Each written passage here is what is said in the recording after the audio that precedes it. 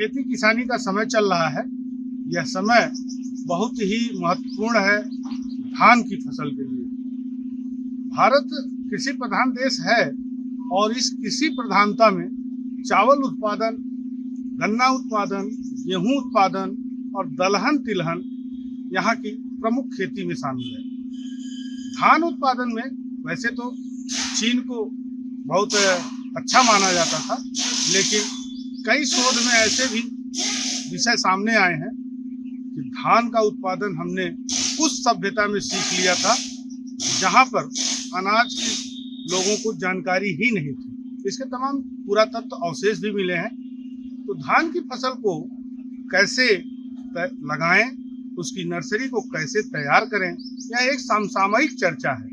आज हम इसी विषय पर चर्चा के लिए आए हैं कृषि वैज्ञानिक डॉक्टर विनोद कुमार के पास, जो यहाँ पर कृषि विज्ञान केंद्र धनौरी हरिद्वार जिले का एक महत्वपूर्ण स्थान है, वहाँ पे प्रोफेसर है।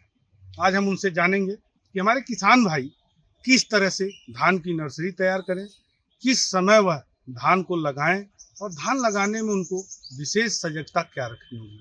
डॉक्टर साहब, आपके चैनल का बहुत बहुत धन्यवाद। किसान भाइयों नमस्कार। अब ये धान की नर्सरी डालने का समय तराई भाबर मैदानी क्षेत्रों में चला हुआ है। मई के दूसरे पखवाड़े से लेकर जून के दूसरे पखवाड़े तक किसान भाई धान की नर्सरी डालते हैं। नर्सरी डालने के लिए क्या क्या सावधानी रखनी चाहिए? एक तो हमें लेजर लेवलर से पूरा समतल कर लेना चाहिए जहाँ पर नर्सरी डालते हैं, और नर्सरी डालने के लिए बहुत महत्वपूर्ण बिंदु पर ध्यान देने की जरूरत है। जो नर्सरी हम डालते हैं उसमें सबसे पहले हम उन्नत बीज, कोई सी भी, जैसे चाहे बासमती हो चाहे मोटा धान हो, उसकी उन्नतशील प्रजाति और उनका बीज कहाँ से प्राप्त करें? बीज विश्वसनीय संस्थान से प्राप्त करें। कृषि विश्वविद्यालय है, कृषि विज्ञान केंद्र है, और जो भारत सरकार के संस्थान हैं उनसे अच्छा बीज प्राप्त करें, उसी की नर्सरी डालें। नर्सरी डालने के लिए किसान भाइयों को जब हमने लेजर लेवलर से तैयार कर ली जो भूमि, उसको 1 किलो बीज के लिए लगभग 25 स्क्वायर मीटर की जगह पर्याप्त होती है। हम 1 एकड़ के लिए जो धान की नर्सरी डालते हैं उसमें 6 से 8 किलोग्राम बीज पर्याप्त होता है। तो उसमें जब नर्सरी डालते हैं हम, नर्सरी एक तो गीली विधि है, एक शुष्क विधि है। गीली विधि में पानी भर लेते हैं खेत में, और जब उसमें जो धान है, जो प्रजाति, जिसी भी प्रजाति का बीज लेंगे हम, उसका बीज का शुद्धिकरण पहले करना आवश्यक है।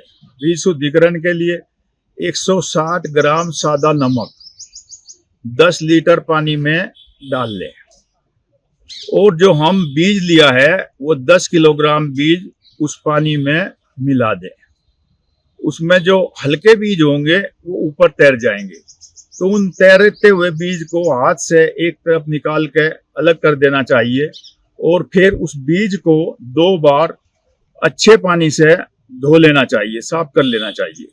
उसके बाद हमें बीज उपचार करना बहुत जरूरी है, क्योंकि बीज उपचार करने से हम बहुत सी बीमारियों से निजात पा सकते हैं। क्योंकि धान में भी बीमारी 3 तरीके से फैलती हैं, बीज से फैलती हैं, और वायुमंडल से फैलती हैं, और जमीन से भी फैलती हैं। जो बीज उपचार अगर नहीं करेंगे हम, बीज से फैलने वाली बीमारी को, उनका नियंत्रण आसानी से नहीं कर सकते। बीज उपचार के लिए हम क्या करें? बीज उपचार के लिए 10 ग्राम कार्बेंडाजिम, 1 ग्राम स्ट्रेप्टोसाइक्लिन को 10 लीटर पानी में घोल बना लें। उस 10 लीटर पानी में 10 किलोग्राम बीज जो हमने साफ किया, शुद्धिकरण किया, उसको हम उसमें डाल दें धीरे धीरे।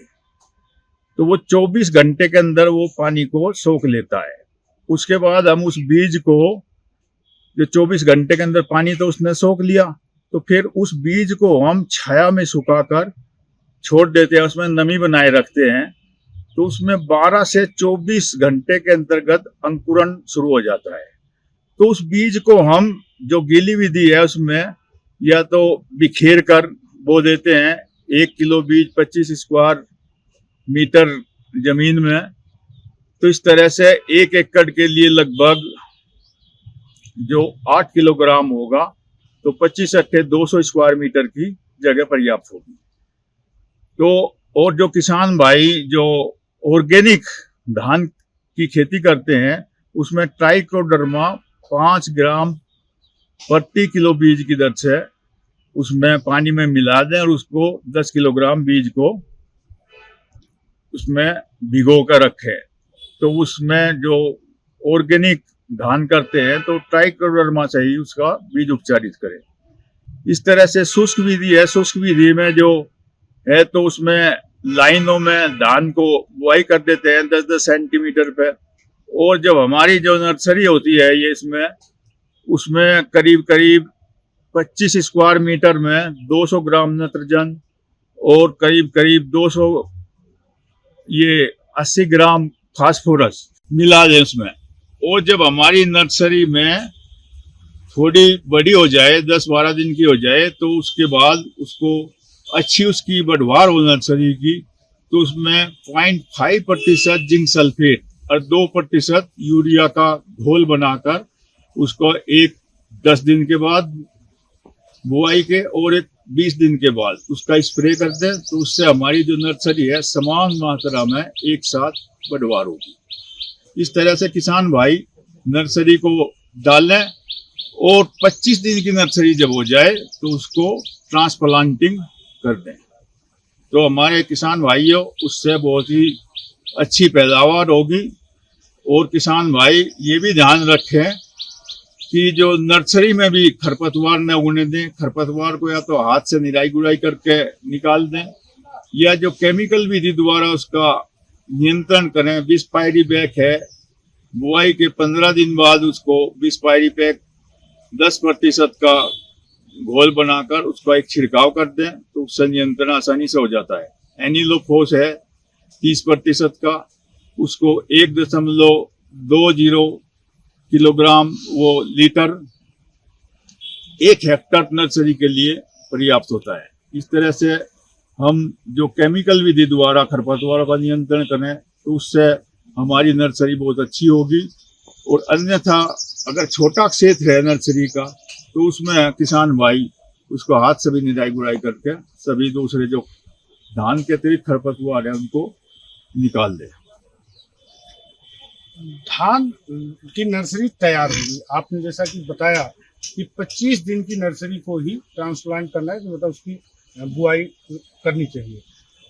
सही समय नर्सरी का क्या है और सही समय धान की रोपाई का क्या है?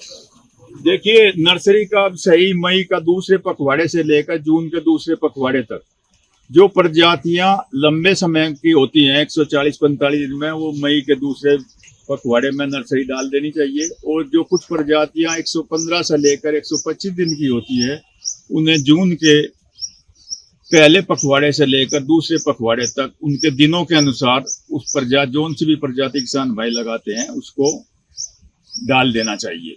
और जो उसका ट्रांसप्लांटिंग है 20-25 दिन बाद उसकी ट्रांसप्लांटिंग कर देनी चाहिए। आपने जाना कि कृषि में सबसे आवश्यक है शोधन और समय पर उसका बुआई, उसकी निराई गुड़ाई और उसमें खाद के साथ साथ तमाम ऐसे रासायनिक क्रिया करना आवश्यक है जिससे खरपतवार और रोग ना लगे। डॉक्टर साहब ने बताया कि उपचार विधि क्या है, शोधन विधि क्या है, बल्कि खरपतवार नाशक के बारे में उन्होंने बताया। हमें आशा है कि किसानों को उनकी दी हुई इस जानकारी का पूर्ण लाभ मिलेगा और वह बेहतर उत्पादन अपने खेत से ले सकेंगे। कृष्णकांत त्रिपाठी, अमर उजाला ब्यूरो, हरिद्वार। अगर आप ये वीडियो YouTube पर देख रहे हैं तो हमारे चैनल को सब्सक्राइब करें और बेल आइकन को दबाना ना भूलें। अगर आप Facebook पर ये वीडियो देख रहे हैं तो हमारे पेज को लाइक करें। अगर आप ये वीडियो YouTube पर देख रहे हैं तो हमारे चैनल को सब्सक्राइब करें और बेल आइकन को दबाना ना भूलें। अगर आप फेसबुक पर यह वीडियो देख रहे हैं तो हमारे पेज को लाइक करें।